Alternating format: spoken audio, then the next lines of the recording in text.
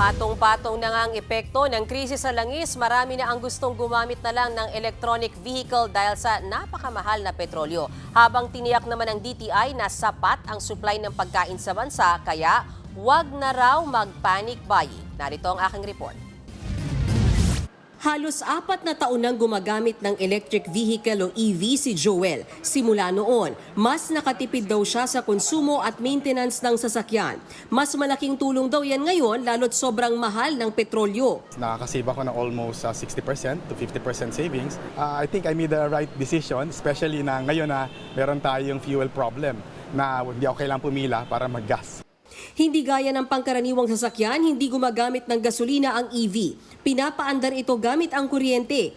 Pero gaya ng ibang device tulad ng laptop o cellphone, kailangan rin itong i-charge. Sa datos ng Electric Vehicles Association of the Philippines, may higit 35,200 na registered electric vehicles sa bansa as of 2025. Higit na mas mataas sa higit 240,000 noong 2024. Ayon pa sa nakausap naming car dealer, dumarami na rin ang mga nag-i-inquire sa EV. Yun yung gusto nilang kunin talaga kasi nga yung wala na talagang fuel and maintenance costs really low. They're really making a shift from conventional engine to electric vehicle. Bagamat dumarami na ang bilang ng mga EV, pag-aaralan pa rin daw ng MMDA kung kailangan na rin nilang sumailalim sa coding. Pero sa ngayon, bahagyang nabawasan ang mga sasakyan sa mga pangunahing kalsada gaya sa EDSA, kasunod ng mega oil price hike. Tinitingnan namin dito sa command center.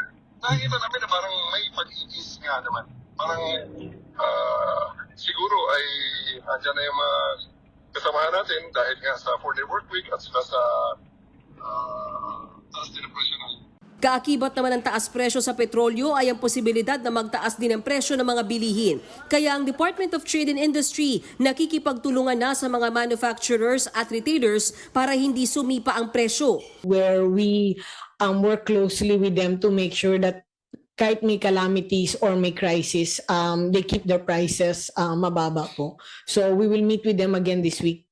Sa ngayon, wala pang taas presyo sa baboy at gulay, pero agad daw mararamdaman ang pagsipa ng presyo ng isda, ayon sa Samahan ng Industriya ng Agrikultura o SINAG. Para hindi naman sumipa ang presyo, inirekomenda rin ng DTI na suspindihin ang pagbabayad ng toll sa mga expressway na mga cargo at delivery vehicles na may dalang basic necessities. Gayon din ang pagsuspindi sa logistic handling cost sa mga pantalan. Ang Supply Chain Management Association of the Philippines pinag-aaralan ang posibleng truck pooling o yung sabayang pagde-deliver para makatipid sa gas. So ang ginagawa namin, mga iba-ibang manufacturers, sabi natin, kung magde-deliver naman tayo sa isang supermarket, pare-pareho lang naman pupuntahan, magsama-sama lang tayo, mag-combine tayo para mapuno yung truck. Kasi syempre, kung puno yung truck, mas mababa ang gastos ngayon. Nananawagan rin ng Malacanang at ang Philippine Amalgamated Supermarkets Association na huwag mag-panic buying para hindi maubos ang stocks. Kapag kasi tumaas ang demand, bababa ang supply at tataas ang presyo. Kasi once we do that, kukulangin ang stocks natin sa mga shelves ng tindahan. Yung mga may kaya lang ang makikinabang dyan. Just buy lang what we need. Let's not overdo things. Mga kapatid, Ed Lingaw po, maging maalam at may pakialam sa mga napapanahong balita sa ating bansa. Para sa mas malilimang pagtalakay at paghimay sa mga issue at headlines, mag-follow at mag-subscribe sa social media pages ng News 5.